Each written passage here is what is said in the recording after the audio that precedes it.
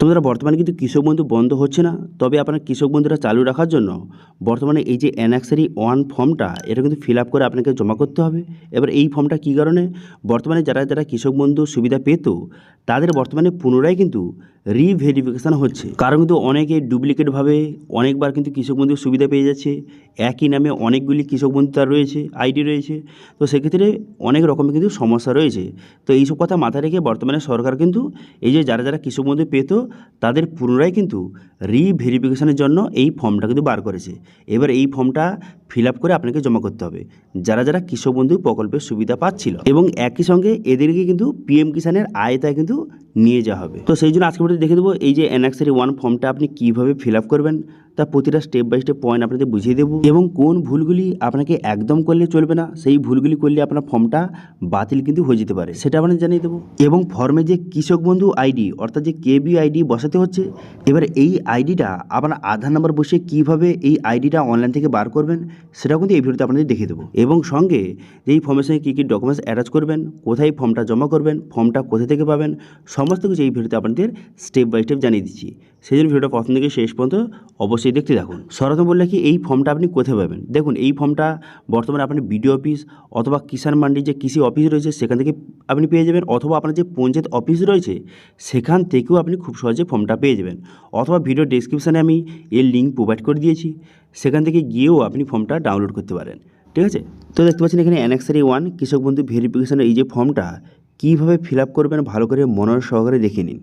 প্রথম দেখতে পাচ্ছেন বলা হয়েছে যে কৃষক বন্ধু আইডি নাম্বারটা বসাতে হবে, এটা কোথায় পাবেন, তো সেই জন্য কৃষক বন্ধু যে অফিসিয়াল পোর্টালে চলে আসবেন, চলে আসার পর এখানে নথিভুক্ত কৃষকের তথ্য অপশানে ক্লিক করবেন, করে দেওয়ার পর এখানে আধার কার্ড অথবা ভোটার নাম্বার এখানে সিলেক্ট করবেন, আমি আধার নাম্বার সিলেক্ট করলাম, করে দেওয়ার পর তারপরে আপনার আধার নাম্বার বসিয়ে এখানে আই এম নট এর ওপর ঠিক চিহ্ন মারবেন, ঠিক চিহ্ন মেরে দেওয়ার পর সার্চ বাটনে ক্লিক করে দেওয়ার সঙ্গে সঙ্গে এখান থেকে আপনি কৃষক বন্ধু অর্থাৎ যে কেবি আইডি নম্বরটা আপনি পেয়ে যাবেন। এবার এই যে কেবি আইডি নম্বরটা এটা আপনি ফর্মে কিন্তু সঠিকভাবে আপনি বসিয়ে দেবেন। ঠিক আছে, বোঝা গেল। বসিয়ে দেওয়ার পর তারপরে ক্রমিক সংখ্যা সিরিয়াল নম্বর এটা বসাতে হবে না। এবার দেখুন 1 নম্বর বলা হয়েছে যে কৃষক বন্ধুতে যেই নামটা দেওয়া ছিল, ঠিক আছে, সেই নামটা অথবা যে আপনার ব্যাঙ্ক অ্যাকাউন্টে যে নামটা দেওয়া রয়েছে সেই নামটা সঠিকভাবে বসিয়ে দেবেন। সবগুলো ইংলিশে ফিল আপ করবেন এবং বড় হাতের অক্ষরে লিখে দেবেন। তারপরে আপনি কী করবেন, এখানে আপনার বাবার নাম, এখানে আপনার বাবার নামটা সঠিকভাবে লিখে দেবেন। ঠিক আছে, এখানে ফাদার এখানে সিলেক্ট করবেন, ঠিক চিহ্ন মারবেন, ঠিক চিহ্ন মেরে দেওয়ার পর আপনার বাবার নামটা লিখে দেবেন।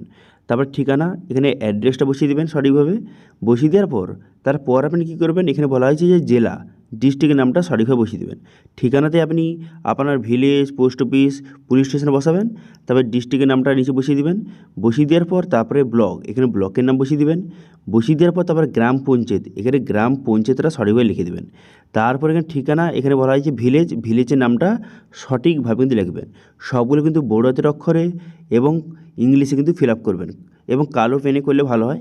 তারপরে ব্যাংকের ডিটেলস কিন্তু আপনাকে বসাতে হবে, সেই জন্য ব্যাংকের নাম এবং ব্রাঞ্চের নামটা সঠিকভাবে লিখে দেবেন। ঠিক আছে, তারপরে কী বলা হয়েছে, তারপরে বলা হয়েছে যে আইএফসি কোড, এখানে ব্যাংকের আইএফসি কোড কিন্তু সঠিকভাবে বসিয়ে দেবেন। বসিয়ে দেওয়ার পর তারপর কী করবেন, এখানে অ্যাকাউন্ট নম্বর, ব্যাংকের অ্যাকাউন্ট নম্বরটা লিখে দেবেন। লিখে দেওয়ার পর তারপর বলা হয়েছে আধার কার্ডের সঙ্গে কোন মোবাইল নাম্বার লিঙ্ক রয়েছে সেই মোবাইল নাম্বারটা বসিয়ে দেবেন।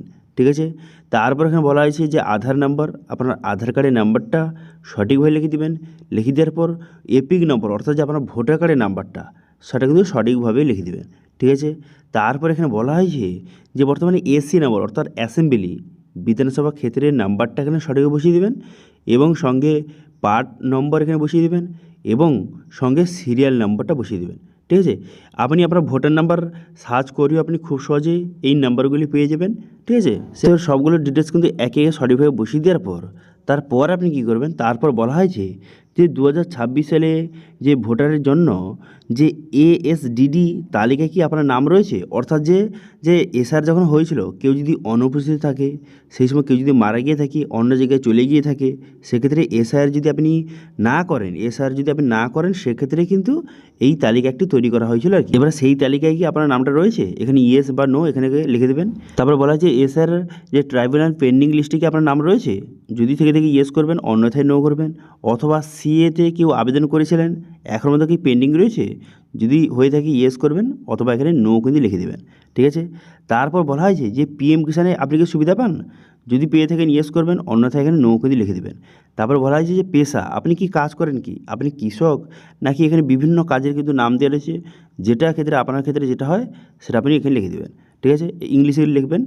তারপর বলা হয়েছে যে জমির কিন্তু তথ্য আপনাকে বসাতে হবে, সেই জন্য কী করবেন, এখানে জেল নম্বর, এখানে জেল নাম্বারটা বসিয়ে দেবেন, এটা কিন্তু রেকর্ডে লেখা রয়েছে, জেল নাম্বারটা বসিয়ে দেবেন। তারপর খতিয়ান নাম্বারটা বসিয়ে দেবেন, বসিয়ে দেওয়ার পর দাগ নম্বর, এখানে দাগ নাম্বারটা বসিয়ে দেবেন। বসিয়ে দেওয়ার পর তারপর আপনার জমির এরিয়াটা কত, মানে কত জমি, সেটা কিন্তু একরে আপনি লিখে দেবেন, সেটা কিন্তু লেখা রয়েছে রেকর্ডে, সেটা দেখে সঠিকভাবে লিখে দেবেন। এরপর বলা হয়েছে জমির যে আরোরার ডেট বা খতিয়ানের তারিখটা কিন্তু আপনাকে বসাতে হবে। দেখুন বর্তমানে আপনি এই যে কৃষক বন্ধু এই যে ভেরিফিকেশান চলছে, এখানে কিন্তু আপনার যে রেকর্ডটা রয়েছে সেটা কিন্তু আবার নতুন করে ডাউনলোড করতে হচ্ছে। বর্তমানে যে বাংলার ভূমি যে পোর্টাল রয়েছে সেখান থেকে সবাইকে কিন্তু রেকর্ডটা ডাউনলোড করতে হচ্ছে। তো সেখান থেকে ডিজিটাল রেকর্ডটা আপনি ডাউনলোড করবেন, করার পর সেখানে যে ডেট একটি লেখা রয়েছে, ঠিক আছে, এবার সেই ডেটটা আপনাকে এখানে সঠিকভাবে লিখে দিতে হবে। ওকে, বোঝা গেল বিষয়টি। তারপর বলা হচ্ছে জমির যে টাইপটা কী, যে জমিটা আপনি কিনেছেন নাকি আপনার বাবার মৃত্যুর পর জমিটা আপনার নামে হয়েছে বা ট্রান্সফার করা হয়েছে আপনাকে, তো আপনার ক্ষেত্রে যেটা হয় সেটা আপনি লিখে দেবেন। এরপর যদি আপনি ইনকাম ট্যাক্স দিয়ে থাকেন সেক্ষেত্রে এখানে ইয়েস লিখবেন, অন্যথায় এখানে নো কিন্তু লিখে দেবেন, ঠিক আছে, এটা হয়ে গেল। এবার আপনি পিছনের সাইডে এবার সেকেন্ড পেজে চলে আসবেন। তারপরে এখানে বলা হয় যে এখানে আপনার স্ত্রীর ডিটেলস কিন্তু আপনাকে বসাতে হবে, ঠিক আছে, প্রথম পেজে আপনার ডিটেলস, পিছনের পেজে কিন্তু আপনার স্ত্রীর ডিটেলস বসাতে হবে। যদি আপনি বিবাহিত হয়ে থাকেন সেক্ষেত্রে আপনার স্ত্রীর ডিটেলসটা বসিয়ে দেবেন, অথবা কেউ যদি মহিলা আবেদন করছে সেক্ষেত্রে কিন্তু পিছনের পেজে তার স্বামীর ডিটেলস কিন্তু বসাতে হবে, ঠিক আছে। এবার যদি আপনি আপনার স্ত্রীর ডিটেলস বসাতে চান সেক্ষেত্রে আপনার স্ত্রীর নামটা লিখে দেবেন সঠিকভাবে। লিখে দেওয়ার পর এবার তার কিন্তু ব্যাংকের ডিটেলস কিন্তু আপনাকে বসাতে হবে। সেই জন্য কী করবেন, তার ব্যাংকের নাম এবং ব্রাঞ্চের নাম বসিয়ে দেবেন, ব্যাংকের আইএফএসসি কোডটা লিখে দেবেন সঠিকভাবে। বসিয়ে দেওয়ার পর তারপরে আপনি কী করবেন, যে ব্যাংকের অ্যাকাউন্ট নাম্বারটা বসিয়ে দেবেন সঠিকভাবে। তারপরে আধার কার্ডের সঙ্গে কোন মোবাইল নাম্বার লিঙ্ক রয়েছে সেটা বসিয়ে দিবেন, আধার কার্ডের নাম্বারটা এখানে সঠিকভাবে লিখে দেবেন। লিখে দেওয়ার পর তারপরে এপিং নম্বর অর্থাৎ ভোটার কার্ড নাম্বারটা লিখে দেবেন। লিখে দেওয়ার পর তারপরে এসি নম্বর, পান নম্বর, সিরিয়াল নম্বর এগুলো একে একে বসিয়ে দেবেন, ঠিক আছে, আপনার স্ত্রীর কিন্তু। তারপর বলা হয়েছে যে আপনার স্ত্রী কি কৃষক বন্ধু নতুন প্রকল্পের সুবিধা পাচ্ছে। কৃষক বন্ধু যদি প্রকল্পের সুবিধা পেয়ে থাকে সেক্ষেত্রে এখানে ইয়েস করবেন, অন্যথায় নো করবেন। তারপরে বলা হয়েছে যে এএসডিডিতে লিস্টে নাম রয়েছে আপনার স্ত্রীর নাম, যদি থেকে ইয়েস করবেন, অন্যথায় নো করবেন। অথবা এসআর ট্রাইব্যুনালে পেন্ডিং লিস্টে কি নাম রয়েছে, এখানে ইয়েস করবেন অথবা না করবেন। সিএতে অ্যাপ্লিকেশন করেছেন এখনও পেন্ডিং রয়েছে কি, এরকম যদি হয়ে থাকে ইয়েস করবেন, অন্যথায় নো করবেন। তারপরে পিএম কিষাণ সুবিধা পাচ্ছে আপনার স্ত্রী, যদি পেয়ে থাকে ইয়েস করবেন, অন্যথায় নো করবেন। তারপর আপনার স্ত্রী কী কাজ করে সেটা আপনি লিখে দেবেন, ঠিক আছে।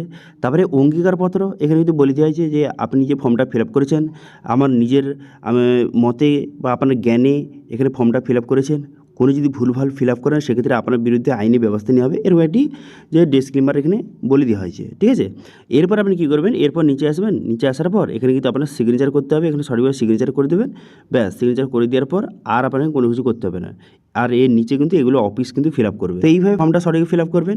এবার বললে কি এই ফর্মের সঙ্গে কী কী ডকুমেন্টস লাগবে, দেখুন এই ফর্মের সঙ্গে আপনার আধার কার্ডের জেরক্স এবং আপনার স্ত্রীর আধার কার্ডের জেরক্স লাগবে, এবং আপনার ভোটার কার্ডের জেরক্স এবং আপনার স্ত্রীর ভোটার কার্ডের জেরক্স লাগবে, এবং যে জমির যে আর কপি অর্থাৎ জমির যে রেকর্ডটা তার এখানে জেরক্স লাগবে, এবং সঙ্গে ব্যাঙ্ক অ্যাকাউন্টের জেরক্স লাগবে আপনার এবং আপনার স্ত্রীর। এবং সবগুলো জেরক্সের নিচে কিন্তু যে যার সিগনেচার করবে, আপনার জেরক্সের নিচে আপনি সিগনেচার করবেন, আপনার স্ত্রী জেরক্সের নিচে আপনার স্ত্রী কিন্তু সিগনেচার করবে, করে কিন্তু এই ফর্মের সঙ্গে অ্যাটাচ করতে হবে। এবার আপনি ফর্মটা কোথায় জমা দেবেন, দেখুন এখন বর্তমানে যে গ্রাম পঞ্চায়েতে ক্যাম্প হচ্ছে সেই ক্যাম্পে আপনি জমা করতে পারেন। এবার যদি আপনার গ্রাম পঞ্চায়েতে যদি ক্যাম্প হয়ে থাকে সেখানে আপনি জমা করতে পারেন, অথবা আপনি কী করতে পারেন, এই যে ফর্মটা ফিল আপ করে সমস্ত ডকুমেন্ট অ্যাটাচ করে এই যে ফর্মটা আপনার যে কিষাণ মান্ডির যে অফিস রয়েছে, কৃষি অফিস রয়েছে, সেখানেও কিন্তু আপনি জমা করতে পারেন, ঠিক আছে। এবার সেখানে জমা করার পর এবার এই যে ফর্মে এখানে দেখতে পাচ্ছেন যে অ্যাকনলেজমেন্ট যে রিসিপ্টটা এটা কিন্তু কেটে আপনাকে দিয়ে দেবে। এখানে আপনার নাম, আপনার সিরিয়াল নাম্বার, কেবিআইডি লিখে তারা স্ট্যাম্প মেরে সিগনেচার করে এটা কেটে কিন্তু আপনাকে রিসিপ্টটা আপনাকে প্রোভাইড করে দেবে, ঠিক আছে, বোঝা গেল। তো এইভাবে বর্তমানে এই যে কৃষক বন্ধুর নতুন যে ফর্মটা, বর্তমানে এই যে ভেরিফিকেশান ফর্মটা কীভাবে ফিল আপ করবেন আপনাদের দেখিয়ে দিলাম, কী কী ডকুমেন্টস লাগবে সেটা কিন্তু আপনাদের জানিয়ে দিলাম। তো রিজেল আজকে আপডেট ভিডিও ভালো হয়ে থাকলে ভিডিওকে লাইক করবেন এবং ভিডিও কিন্তু বন্ধুর সঙ্গে শেয়ার করে দেবেন, এবং আমাদের চ্যানেলে প্রথমবার ভিজিট করে থাকলে আমাদের চ্যানেলটিকে সাবস্ক্রাইব করে রাখুন এবং পাশে থাকা বেল আইকনটিকে অবশ্যই প্রেস করে রাখুন। আজকে ভিডিওটা এই পর্যন্ত, দেখা আছে নেক্সট ভিডিওতে। Thank you.